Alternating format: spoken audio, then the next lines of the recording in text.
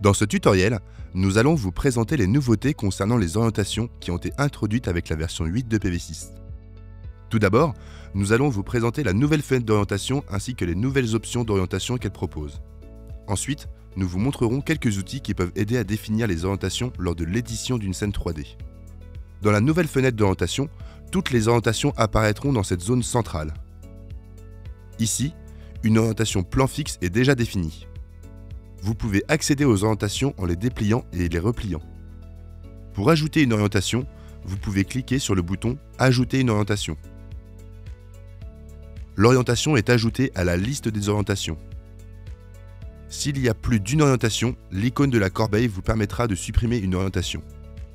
Il ne peut jamais y avoir moins d'une orientation dans une variante valide. Dans PV6.8, il y a davantage de vérifications pour garantir que la scène 3D correspond bien aux définitions du système électrique. Pour chaque orientation, cet encadré donnera un aperçu des deux définitions en termes de surface et de nombre de modules. Cet indicateur de statut mettra également en évidence les orientations présentant une erreur ou une discordance entre la surface des modules dans la scène 3D et celle du système.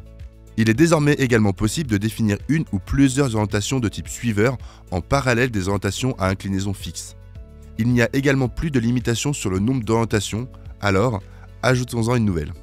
Vous pouvez également définir des orientations de type illimité en parallèle avec d'autres orientations nécessitant une scène 3D.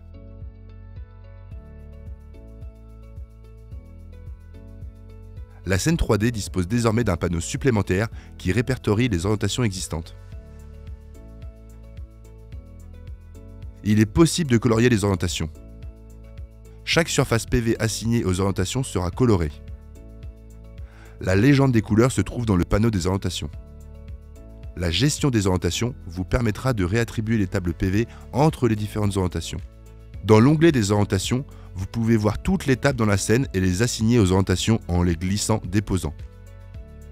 Si les orientations ne correspondent pas, une boîte de dialogue apparaîtra et vous permettra de choisir entre écraser les orientations initiales ou définir des orientations moyennes. Passons maintenant en revue l'onglet « Analyse ». Cet onglet vous permet de visualiser les orientations dans l'espace azimut-inclinaison.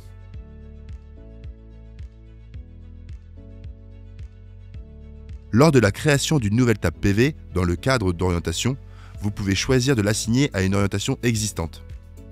Une fenêtre s'affichera, vous permettant de définir une nouvelle orientation. Annulons cette action et passons à une autre fonctionnalité.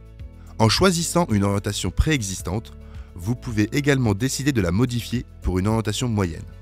En cochant cette case, l'orientation devient moyenne, ce qui signifie que l'orientation de cette table peut être définie avec ses propres angles indépendants. Les angles d'orientation sont désormais modifiables. Définir une orientation moyenne est pratique par exemple lorsque l'orientation de chaque table est affectée par la topographie.